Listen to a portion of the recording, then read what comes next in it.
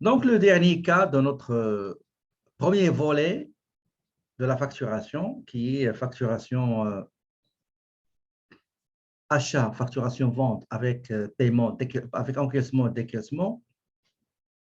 Le dernier se concerne la compagnie Autoconfort qui commercialise 6 articles, d'accord? Ce qu'on appelle les accessoires pour automobiles. Son fournisseur, Autoshop, il a un fournisseur Autoshop et le client Auto Sympa. Notre compagnie s'appelle Autoconfort.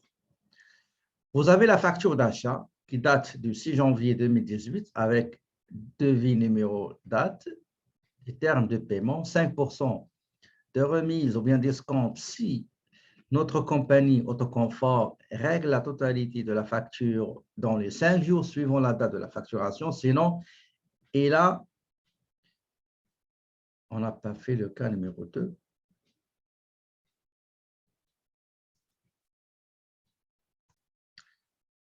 Donc, je ferme c'est le cas numéro 2. Je passe cas numéro 3. Donc, j'ai dit que la compagnie commercialise ces articles. Caméra sans fil pour véhicule, démarreur à distance, détecteur d'invasion pour véhicule, housse de siège, pare-choc et enfin les tapis et couvre-surface. Cette facture-là, on nous dit que toutes les commandes ont été livrées et réceptionnées. La date de livraison, c'est la même date de la facture. Pour la facture de vente, donc nous avons la facture qui date du 10 janvier. Nous avons la commande, le bon de commande du client. Donc, je vais juste, pour enlever cette ambiguïté, je vais mettre ici bon de commande.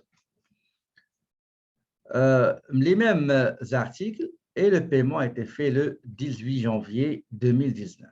D'accord? Donc, qu'est-ce qu'on va faire? Voilà ce qu'on va faire. Donc, les étapes sont les suivantes. La première chose, je dois aller créer un bon d'achat. Donc, création d'un bon d'achat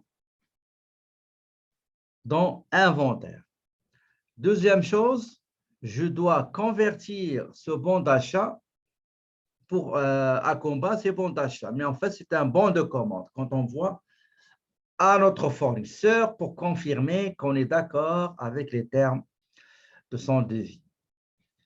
Donc, et après, une fois la marchandise ici, on nous dit que la marchandise a été livrée et réceptionnée. Ça veut dire quoi? Ça veut dire qu'il a été livré, mais je dois tout d'abord, avant de réceptionner la commande, pour dire est-ce que c'est conforme, est-ce qu'on a commandé, c'est tout à fait ce qu'on a reçu, ou bien on a reçu moins que ce qu'on a commandé, ou bien on a reçu du surplus, on a reçu plus qu'on a commandé. Pour ce faire, je dois aller créer un bon de réception à travers la conversion d'un bon d'achat.